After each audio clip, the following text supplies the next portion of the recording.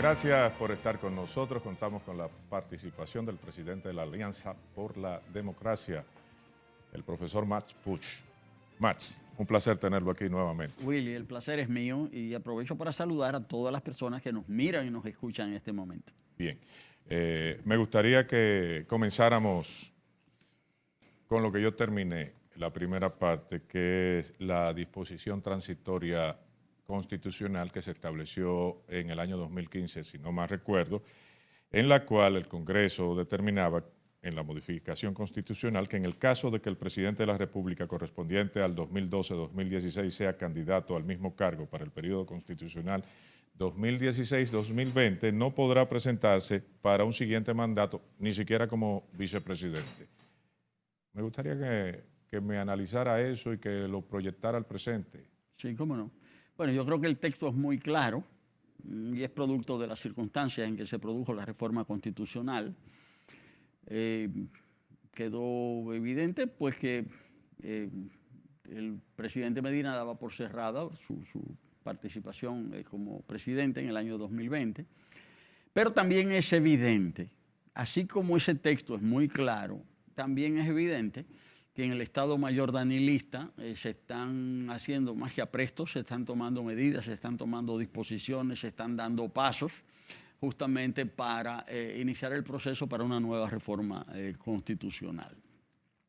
Esto, todo el mundo lo sabe, significa crisis, no solamente por la violación a la palabra empeñada, no solamente porque se dijo, no solamente porque se escribió en la Constitución, no solamente por todo eso, sino porque eso es un parteaguas en el seno del partido de gobierno, que es un partido dominante. Y si un partido dominante no logra resolver sus problemas internos de forma institucional, de forma democrática, pues eso anuncia confrontación. Y todo, hasta ahora, todo indica, ¿verdad?, que el presidente Medina violará de nuevo su palabra, se va a desdecir. Ya muchos de sus colaboradores más cercanos lo están indicando con toda claridad, y que eso va a provocar reacciones. Y eso es importante porque eso pone en juego el esquema de poder que se ha establecido en la República Dominicana. ¿No pierde categoría la Constitución de la República o nosotros como ciudadanos más que la Constitución al momento de que por apetencias personales, ya pasó en el 2016, ahora no se ha dicho, por lo menos no lo ha dicho el presidente de la República, pero sí sus principales colaboradores, aunque dicen que no, pero actúan que sí? Pero entonces, ¿qué papel juega una carta magna? ¿Cuál es un asunto tan liviano que por apetencias personales se puede cambiar de un momento a otro? La Constitución Dominicana ha sido modificada en los últimos 25 años. Primero se modificó en el 94, se modificó en el 2002, se modificó en el 2010, se modificó en el 2015, van 4. Esta sería la quinta en 25 años. ¿Qué valor tiene una constitución en un país cuando se modifica cada 5 años?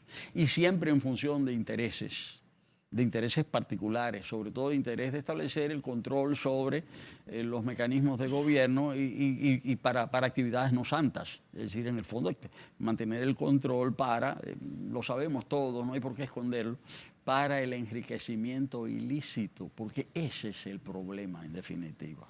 Es decir, burlar la Constitución, burlar las reglas, burlar las leyes para concentrar poder y perpetuarse en el poder. Eso no conduce a nada bueno. Yo digo que vamos marchando a tambor batiente hacia el precipicio. Yo estoy esperando que el presidente diga de un momento, miren, yo me equivoqué, esta sí es la última vez. Bueno, ya sabemos lo que eso significa, pero eso, vuelvo y digo, pone en entredicho el juego de fuerzas, los equilibrios de poder que se han establecido en la República Dominicana. Los pone en tela de juicio, y a partir de ahí habrá que ver las cosas de otra manera. La política va a adquirir otro sesgo a partir de ese momento. ¿Usted puede decir que avanzamos o retrocedemos? No, estamos en pleno retroceso. Estamos en pleno retroceso. En realidad, aquí hay un elemento muy importante, es decir, la gran promesa del PLD, me refiero en términos históricos, la gran promesa, primero fue la promesa de Bosch, fue una promesa de independencia, fue una promesa de prosperidad, fue una promesa de dignidad, fue una promesa de ética. Luego la promesa fue una promesa de orden, una promesa de progreso, una promesa de institucionalidad. Eso es con Lionel. Sí, esa fue la segunda gran promesa. ¿Y cuál es la tercera?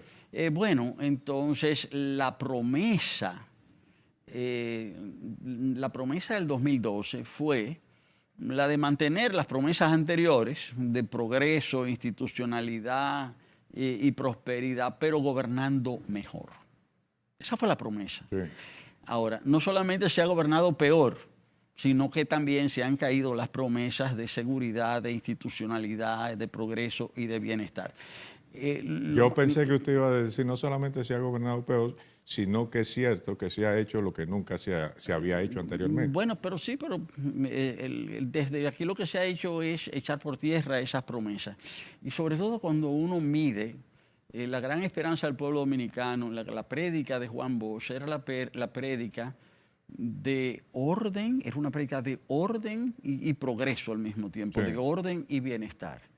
Y uno de los grandes fracasos es precisamente el tema del orden, de la seguridad, es decir, el tema de la seguridad física, el tema de la seguridad jurídica. No hay seguridad en la República Dominicana. Yo pienso que ese es el gran fracaso de este proceso histórico que comenzó en el año 1996, la seguridad de las personas. Y el otro gran fracaso es el fracaso social. El fracaso de que todos los estudios lo dicen, que aunque han mejorado los indicadores económicos, se han profundizado las diferencias sociales. No solamente la mitad del país está en la pobreza, la mitad del país sigue por debajo de los niveles de pobreza, sino que también, aparte de eso, las diferencias entre los que menos tienen y los que más tienen se han ensanchado. Y cuando digo que más de la mitad está en la situación de pobreza, ustedes dirán, bueno, la gente podrá decir, no, pero todos los indicadores dicen que la pobreza está bajando, que la extrema pobreza está bajando. Las estadísticas indican que el 53% de los hogares dominicanos no tiene acceso de agua potable dentro de la vivienda.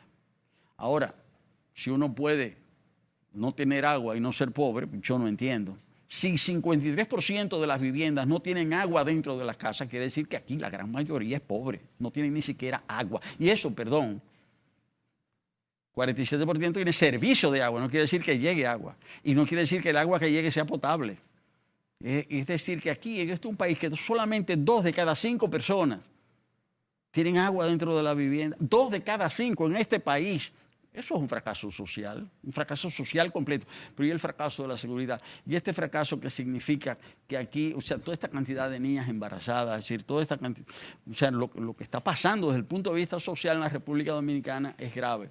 Entonces, frente a eso, si es que yo digo, y cuando uno ve lo que se hace de la Constitución, si el tema de la institucionalidad, cuando uno ve lo que está pasando desde el punto de vista del bienestar, es decir, yo digo que esas promesas han sido frustradas.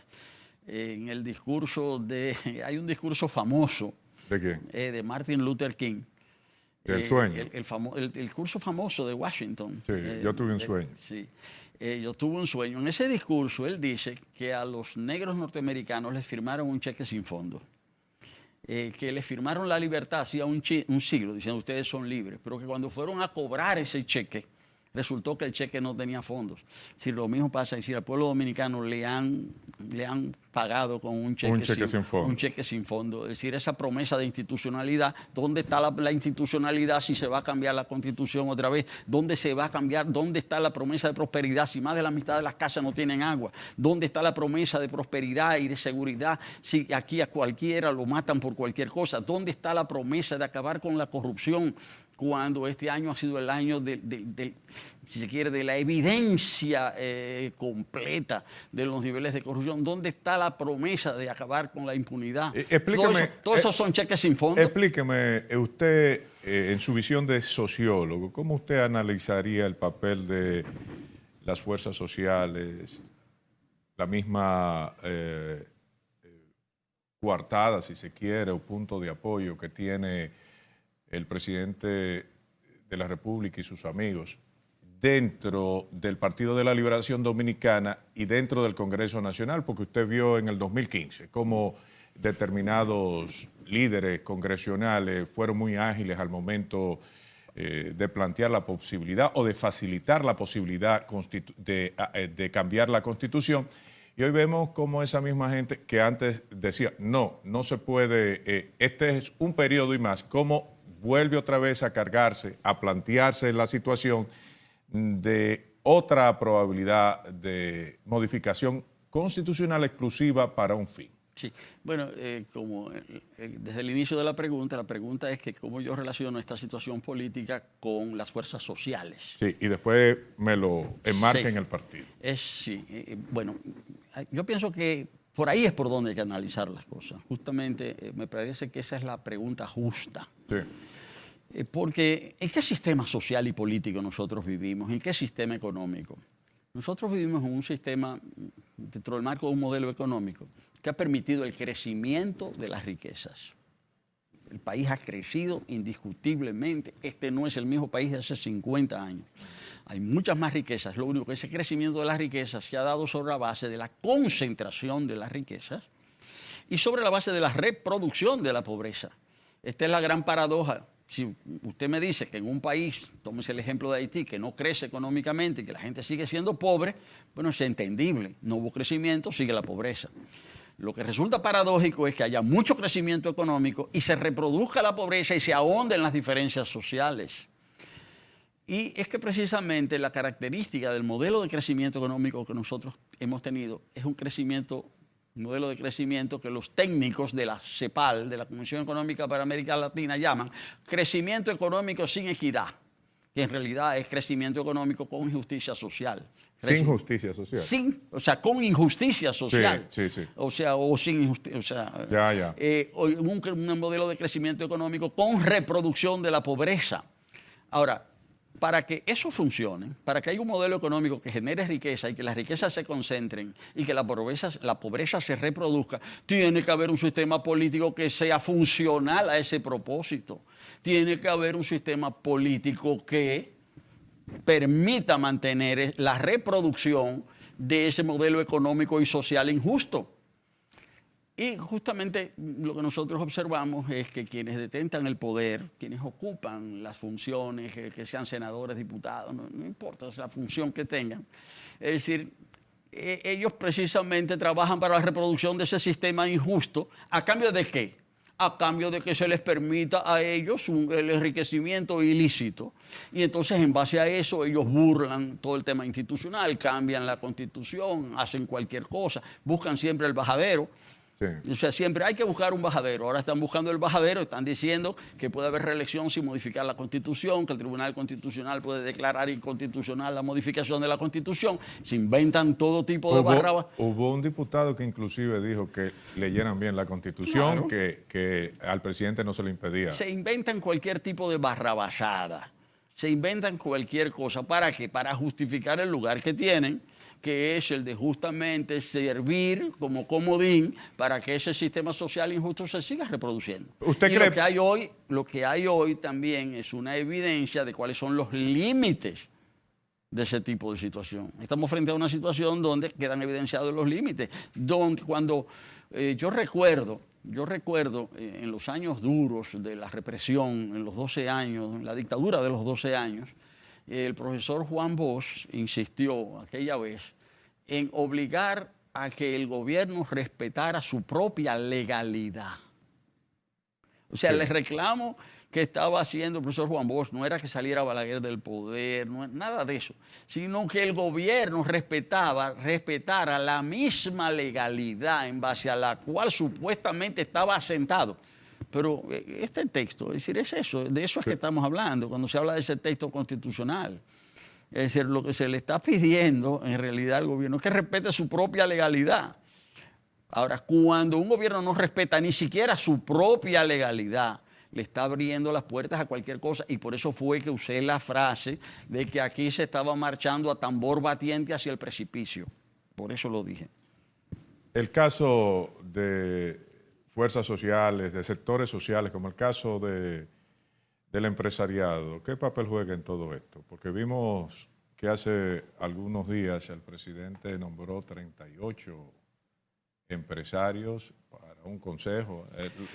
Le dio la fuerza. Bueno, fue un mensaje. Pero ¿qué papel juega ese sector? El presidente de la República y su grupo, que es el grupo hegemónico dentro del partido dominante, que tiene el control de ese partido y que tiene el control del gobierno, gobierna para la reproducción de ese orden social injusto. Gobierna para eso. Él lo que ha hecho es que le ha dicho a muchos de los beneficiarios, pues yo estoy gobernando para ustedes y voy a mandar la señal. Y todo lo que yo vaya a hacer va a ser lo que ustedes digan. Así es que ustedes, tranquilos, no digan nada y acepten lo que yo vaya a hacer en desmedro de las instituciones. Ese es el mensaje que él está mandando. Yo gobierno para ustedes, yo gobierno para que ustedes sigan teniendo los beneficios que están teniendo. Si la gente sigue pobre, no se preocupen por eso, de eso me encargo yo. Una imposición a lo interno del PLD de la candidatura inconstitucional del presidente Medina traería cuáles resultados dentro de su partido y los partidos de oposición. Bueno, yo creo que eso tiene que dilucidarse dentro del partido dominante. ¿Usted cree que eso no No, tiene que dilucidarse ahí, porque nosotros no podemos trabajar con hipótesis. Nosotros no podemos trabajar, ¿y qué vamos a hacer si dicen esto? ¿Si vamos a hacer que dicen aquello? Bueno, lo que se vaya a dilucidar dentro del partido dominante, que se dilucide, ya nosotros entonces tendremos que actuar frente a eso. Pero no podemos colocarnos en el lugar de los líderes de ese partido. Sí. Son ellos quienes tienen que asumir esa responsabilidad. 2017, ¿para usted un año positivo en términos económicos, sociales o negativos? Bueno, yo creo que este ha sido un año, a pesar de los pesares. No, y a pesar de las apariencias, ha sido un año positivo para el pueblo dominicano. Ha sido un año de toma de conciencia, ha sido un año de movilización, ha sido un año de despertar, ha sido un año en que se ha evidenciado que el régimen está sustentado en la corrupción y en la impunidad. Es decir, yo creo que es el año en que el pueblo dominicano ha hecho, no diría que ha hecho conciencia, que ha manifestado la conciencia de ese hecho. Y por eso es que yo diría que eso, bueno, no empezó este año, eso empezó el 15 de mayo del año pasado, porque a partir de lo que pasó en las elecciones, muchas de las cosas que sucedieron entonces ahora es cuando se están confirmando. Esa investigación que mandó a hacer la Junta Central Electoral acerca de los equipos electrónicos, acerca de los escáneres, es decir, todo eso lo que hace es confirmar lo que había sucedido entonces, pero que no había tenido esa prueba fehaciente. Ya la prueba está de parte de un órgano oficial. Es la Dirección de Informática de la Junta Central Electoral la que dice que los aparatos no sirvieron y ellos no la quieren pagar. Y la Cámara de Cuentas está diciendo que sí, que hay que pagarla. Eso es una barbaridad. Señor, usted compra un carro, el carro no camina, entonces usted lo tiene que pagar. Pues sí, usted compró un carro para que el carro lo llevara a Santiago y el carro no pasó de Villa Altagracia. Eso fue lo que pasó en las elecciones. El carro no pasó de Villa Altagracia. Pero la Cámara de Cuentas certificó eso y no ha habido reacciones. Bueno, no, lo que pasa es que ahora hay que recurrir a los tribunales, hay que aplicar la legalidad. Es decir, el gobierno, las instituciones, la Junta Central Electoral, la Cámara de Cuentas tienen que entrar dentro de la legalidad que les da sustento. Ese caso debe ir a los tribunales y que se dilucide ahí en un juicio público, oral y contradictorio, que vayan los técnicos y digan qué fue lo que pasó y quién se robó el dinero. Eso es, que vayan al juicio. Entonces, ¿por qué hay que apañar eso y decir que hay que pagar por el carro que no funcionó? No. Y que ya no hable nadie más de eso. No, porque hay que se pague y que ya no, el carro no sirvió, pero págalo. ¿Con quién? Con el dinero de todos los contribuyentes. Sí. Ajá, ¿y por qué? Entonces yo pienso que este es el año 2017, es un año muy importante y muy positivo porque todo eso ha salido a la luz. Ya de aquí en adelante no hay pretexto, ya se sabe. Es lamentable las personas que perecieron, el ingeniero que se suicidó, Isoe, pero le rindió digo, es trágico, le rindió un servicio al país, él con su muerte, eso fue una inmolación, un sacrificio para que se supiera de ese robo. Los comunicadores de San Pedro que murieron también fueron mártires en el sentido de que ellos murieron porque le dijeron la verdad al pueblo dominicano que se estaban robando los terrenos del CEA.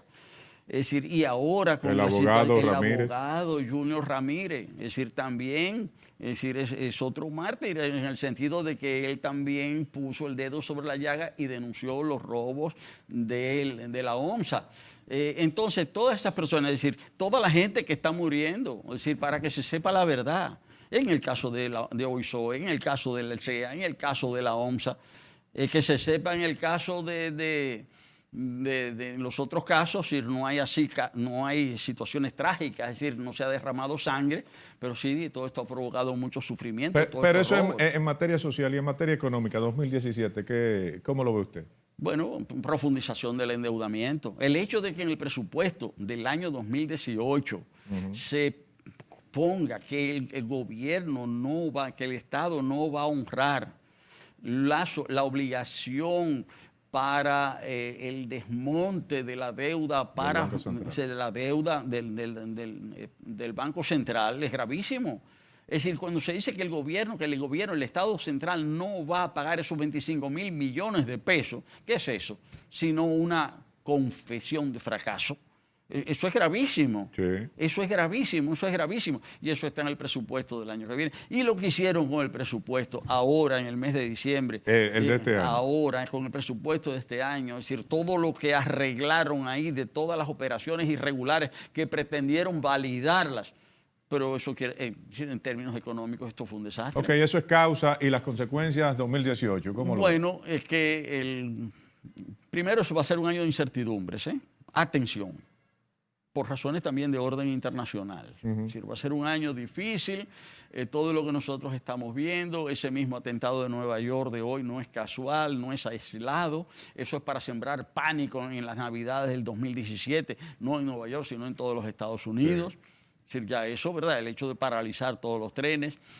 Y es producto también de una política muy atrevida de parte del presidente de los Estados Unidos, es decir, una política que se echa en contra más de media humanidad, es decir, que va contra el derecho internacional, una ciudad que es considerada sagrada por las 3 principales religiones monoteístas del planeta. Sí.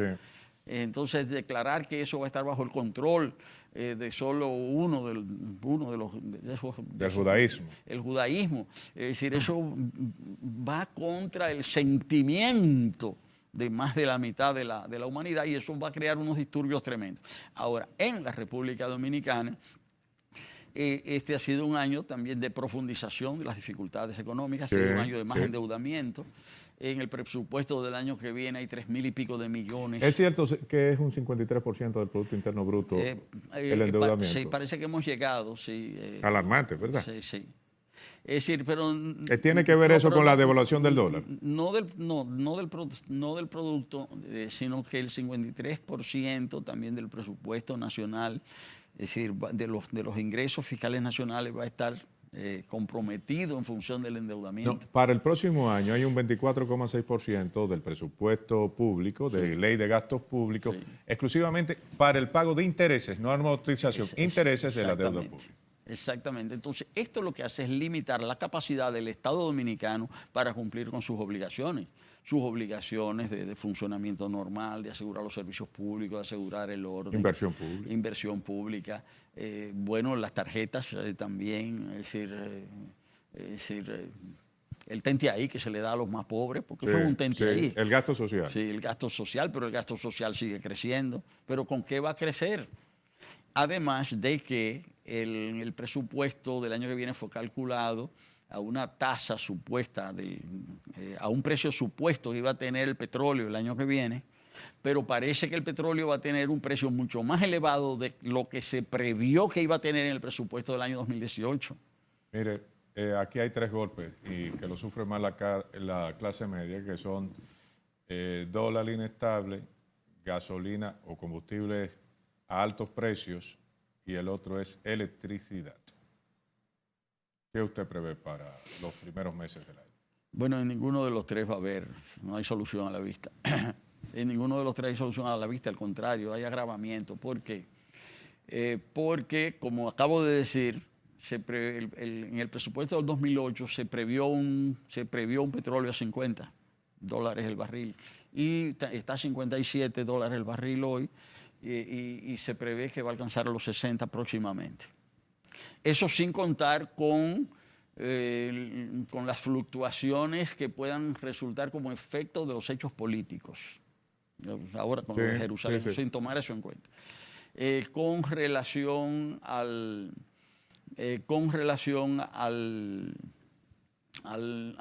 peso, es decir, la tendencia que nosotros tenemos es la de un deslizamiento, ya está prácticamente en 49. Pero deslizamiento hacia arriba. Bueno, sí, porque sí. puede haber hacia abajo. Bueno, no, el que se está deslizando hacia abajo es el peso. El que se desliza es el peso. Sí, cierto. Y el dólar, va hacia arriba. Y lo de la electricidad es lo más grave, porque ya se ha demostrado ahora mismo la empresa que está construyendo, el consorcio que está construyendo Catalina, está haciendo demandas que ya lanzarían el costo de producción de Punta Catalina por encima de los $3.000 millones. Lo que es una barbaridad. Y eso va a repercutir, porque eso hay que amortizarlo. Entonces, para poder amortizar esos $3.000 millones, para poder pagar eso, no es verdad. Es decir, que Catalina va a poder producir durante los próximos años. No es verdad que va a poder producir el kilovatio a 7 centavos de dólar. Pero más que allá, lo que hay que demostrar que fue bien adjudicado, bien construido. No, es que eso fue un desastre. Pero ¿usted no cree que el vicepresidente de la CDE, y más que el vicepresidente, el mismo presidente de la República, debió hablarle al país con los libros así abiertos? Él no puede hablar porque él está implicado. Él no puede hablar. Entonces incluso, va a caer preso si está implicado. Bueno, sí, él está implicado. Incluso, por eso es lo grave. Es que eso fue un crimen ambiental. O sea, construir a carbón, una planta de carbón hoy, cuando ya se calcula, los expertos dicen que el carbón, ya todos los países europeos están cerrando el carbón. El 30 lo cierran y el 21 y 22 Francia e Inglaterra. Algunos van a comenzar desde el 2020, 2021, 2022, otros se ponen en 2025. Entonces esa planta que se dijo que era para 30 años, sí funciona, no es verdad que va a funcionar por más de 5 o 6 años. O sea, aquello es el peor negocio que se ha hecho desde la historia de la República, para la República, el mejor negocio que se ha hecho para los vivos que se embolsillaron todas esas comisiones que salieron de ahí. Ahora, ese desastre tiene consecuencias. No es sobre esa base que se va a resolver el problema eléctrico el año que viene. No es verdad. O sea, no es verdad. La República Dominicana... ¿Y va a estar terminada para el año que viene? No va a estar terminada, es imposible. Además, el reclamo de los 708 millones extra que está pidiendo la empresa, es muy probable que el gobierno lo pague. Y si aunque digan que no, ¿por qué? Porque ellos redactaron ese contrato de una forma tal, es decir, que se lo entregan todo a Odebrecht. Es igual que lo que firmaron, el pacto de impunidad que firmaron con Odebrecht. Es decir, esto se ha hecho realmente, le han tendido la cama. O sea, para que ellos se acuesten ahí. Si usted fuera presidente de la República, ¿qué haría?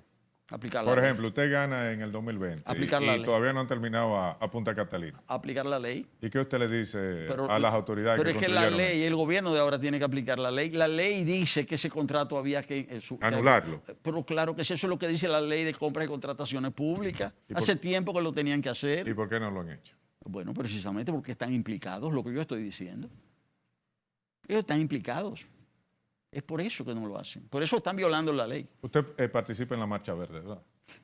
De vez en cuando. Sí, comparto sus propósitos. ¿Usted estuvo en Santiago? No, yo no estuve en Santiago ayer. Pero lo leí. No, porque fueron actividades que hicieron allá, locales, análisis, foros que realizaron allá.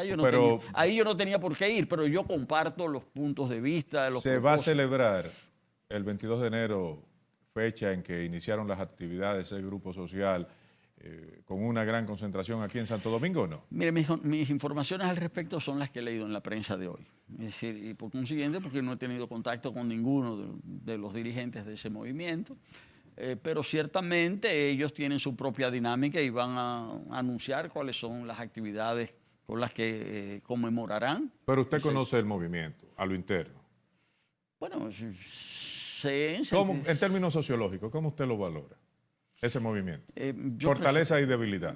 Bueno, desde el punto de vista, en primer lugar es un movimiento, no es un partido. Sí. Cuando digo es un movimiento, no son personas que tienen como propósito la toma del poder político o participación en posiciones públicas, sino impulsar demandas. Aunque no lo descartan, me imagino. Bueno, es posible. De los movimientos sociales siempre han salido personas que pasan a ocupar funciones, pero el propósito del movimiento no es ese como movimiento, sino que el propósito es el de ejercer presión a favor de determinados objetivos. Y en este caso el objetivo es el cese de la corrupción y frenar la impunidad, y por eso se han estado haciendo reclamos con relación a muchos casos. La Mancha Verde hace una demanda al caso de Brecht, pero el 80% de la fortaleza de esa demanda va en dirección a Punta Catalina.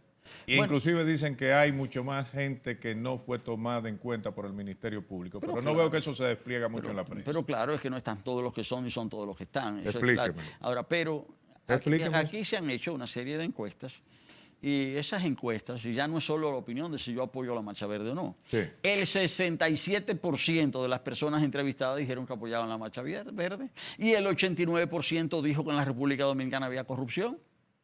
Entonces, eso es un sentir generalizado, es un sentir muy amplio, no soy yo solamente. Sí. Es decir, ¿y por qué?